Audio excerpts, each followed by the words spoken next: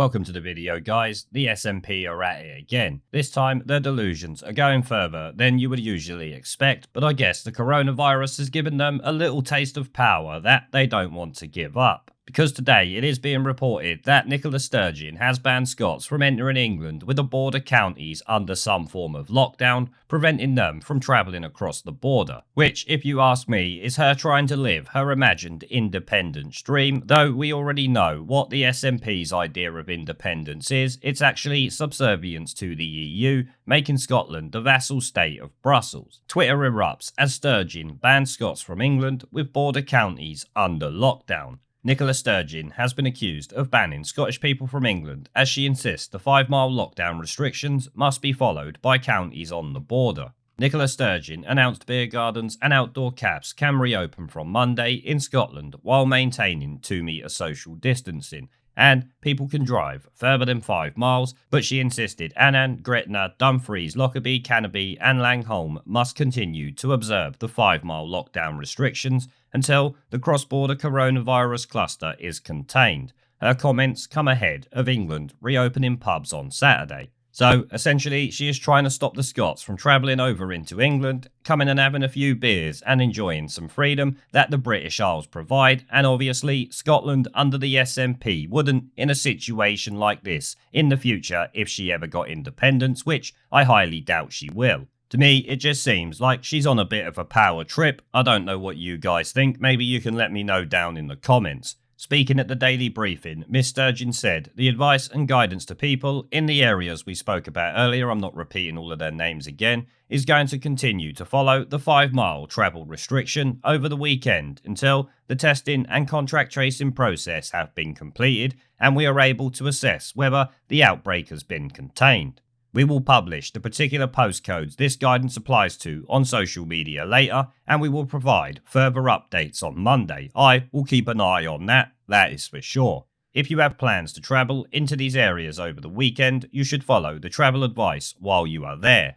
She added the 5-mile limit means you should not travel to pubs south of the border over the weekend. I know this will not be welcome news for people in those areas, and I'm genuinely sorry about that. No, she really isn't. She doesn't care. She is trying to imagine her independence dream, as she likely knows she's never actually going to get it. This to me just seems like she is on a massive power trip, and a lot of the Scottish residents on Twitter seem to be feeling the same. As it says here, Twitter erupted as Scottish residents condemned the move. One Twitter user wrote, Sturgeon is effectively trying to ban you from England, which is exactly what she's doing. Another added, are people really still going to believe what Nicola Sturgeon is saying? There just happens to be a slight peak near the borders, discouraging people from travelling to and from Scotland, and discouraging people from going to England, where the pubs are open this weekend. Because she now knows she's losing control over what the people of Scotland can actually do, she's getting salty about it and putting stupid little things like this out to try and keep them under her control. As I said, she is trying to live the imagined dream of an independent Scotland that she actually controls. Which, as it stands, like Joe Swinson, is simply fantasy politics. The last independence referendum was a once-in-a-generation thing. We'll see you in about 20 or 30 years, love. A third person wrote, Nicola Sturgeon says Boris is moving too quick, with England reopening only for a week or so later to do the exact same thing, but open them 2 days after England. Which is kind of obvious. We have been saying this for a long time now. We know that Nicola Sturgeon is just playing party politics while slowly following everything that Boris does. If the people of Scotland don't see through it, then I really don't know what to say, and I guess they will just always vote for the SNP. Miss Sturgeon added that the Scottish Government has been considering the issue of face coverings, which are already mandatory on public transport for some time now,